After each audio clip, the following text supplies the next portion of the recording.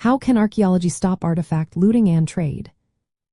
Imagine walking through a site and finding it completely torn apart, objects missing, and the story of the past lost. That's what looting does to our shared history. It's a big problem that threatens our cultural heritage. But archaeology has many ways to fight back and protect these treasures for everyone. First, laws are a key part of the solution. Countries create rules to stop illegal digging and selling of artifacts. For example, the Archaeological Resources Protection Act in the United States makes it illegal to remove artifacts from federal lands without permission. Many other countries have similar laws, and international agreements like the UNESCO Convention help stop the illegal movement of cultural objects across borders. These laws give authorities the power to investigate and punish those involved in looting and illegal trade. Another important step is monitoring sites carefully. Archaeologists use tools like cameras, drones, and satellite images to keep an eye on vulnerable places. Regular surveys and detailed records help spot any damage or theft early. Digital databases of artifacts also help track objects and identify stolen items if they show up on the market later. This way, authorities can act quickly to recover stolen objects and prevent further looting. Public education is also vital.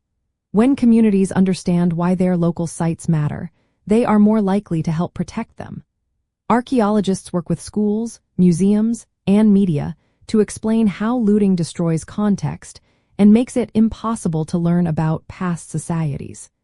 Teaching people how to recognize and report looting turns communities into active partners in preservation. Ethical standards set by archaeological organizations also play a role.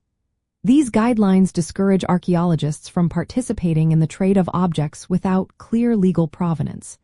They refuse to authenticate or display looted artifacts, which reduces their value and discourages theft.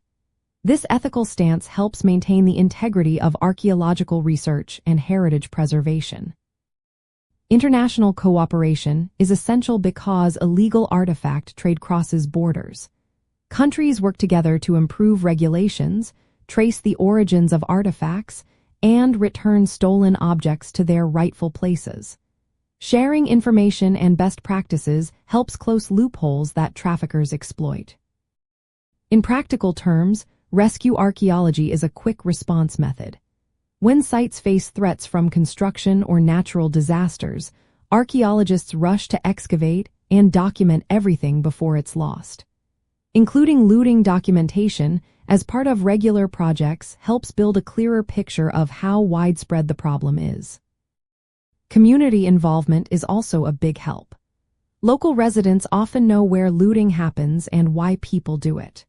By engaging communities in protecting sites and offering alternatives like tourism or educational programs, archaeologists can reduce the economic incentives for illegal activity.